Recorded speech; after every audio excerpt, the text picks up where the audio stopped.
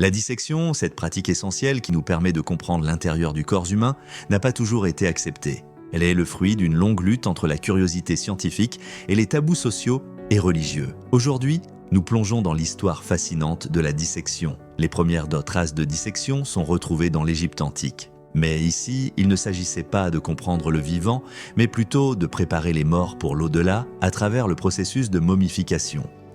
Le mot dissection vient du grec dis, qui signifie couper, et sexio, qui veut dire couper à travers. Dans la Grèce antique, Aristote a été l'un des premiers à pratiquer la dissection, mais principalement sur des animaux. Aristote, en disséquant des animaux, pose les bases de la science anatomique. Il identifie des organes que nous reconnaissons encore aujourd'hui.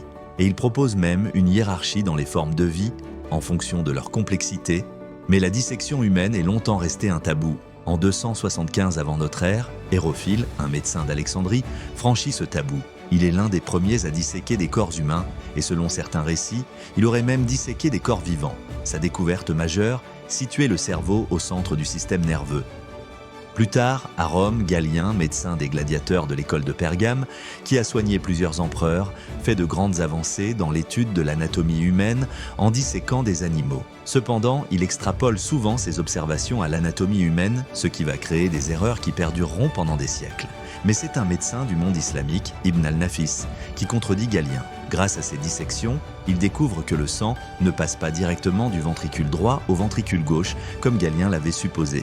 Il décrit ainsi la circulation pulmonaire, un siècle avant que l'Europe ne la découvre. Après des siècles d'interdiction, la dissection humaine revient en Europe avec Mondino de Liuzzi qui, en 1315, réalise la première dissection publique à Bologne et publie Anatomia, un manuel d'anatomie qui sera utilisé pendant plus de 200 ans. Pendant la Renaissance, des artistes comme Léonard de Vinci se tournent vers la dissection pour mieux comprendre le corps humain. De Vinci dissèque des dizaines de cadavres pour dessiner des croquis anatomiques qui, encore aujourd'hui, sont considérés comme parmi les plus précis. Le véritable révolutionnaire de l'anatomie est Andreas Vesal. En 1543, il publie De Humani Corporis Fabrica, une œuvre qui remet en question des siècles de dogmes. Contrairement à Galien, Vesal dissèque des humains, pas seulement des animaux. Les découvertes de Vesal ne sont pas bien accueillies par tous. Accusé d'hérésie pour avoir osé contredire Galien, il est forcé de fuir. Mais son travail révolutionnaire ouvre la voie à une compréhension plus précise du corps humain. Grâce à ses pionniers, la dissection devient une pratique scientifique reconnue.